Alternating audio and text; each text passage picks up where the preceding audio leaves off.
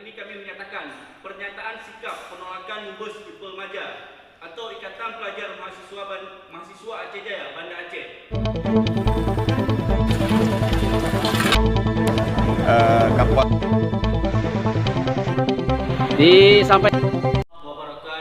Waalaikumsalam warahmatullahi wabarakatuh. Saya Muhammad Jasir sebagai Ketua Himpunan Mahasiswa Lampung Indrajaya dan sebelahkan saya ada Saudara Rahmat Hidayat sebagai Ketua Ikatan Pelajar Mahasiswa PKB. Kemudian ada Reski Nabi Rahmat sebagai Ketua Ikatan Pelajar Mahasiswa Lampung. Kemudian ada Saudara Kasijal sebagai Ketua Ikatan Pelajar Mahasiswa Lampung ini. Kemudian ada Saudara Tarmizi sebagai Ketua Himpunan Pelajar Mahasiswa Lampung.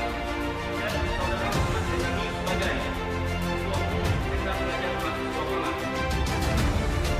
Yang ini kami menyatakan pernyataan sikap penolakan Mubes Ipul Maja atau Ikatan Pelajar Mahasiswa Aceh Jaya, Banda Aceh.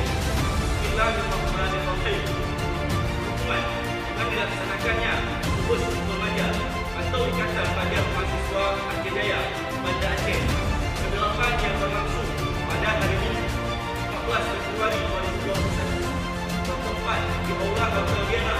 Maka kami dari 6 paguyuban iaitu Ikatan Pelajar Mahasiswa Lampung, Himalaya Ikatan Mahasiswa Lampung Indrajaya, IPMS Ikatan Pelajar Mahasiswa Lampung ini, IPAN Ikatan Pelajar Mahasiswa Darul Hikmah, Ikolmah Ikatan Pelajar Mahasiswa PKB dan Ikolmapa Ikatan Pelajar Mahasiswa Pahang menyatakan penolakan terhadap penyelenggaraan Mubes tersebut karena alasan sebagai berikut. Yang pertama, terkait dengan adanya panitia sanksi administrasi dan didapatkan di lapangan bahawa adanya panitia yang memperlambat proses dalam registrasi orang Mubes dan adanya spekulasi terhadap satu paguyuban yang sudah hadir di lokasi Mubes tidak diperbolehkan untuk masuk ke dalam forum Mubes dikarenakan keterlambatan mengikuti sidang Presidium Mubes Ipul Maja.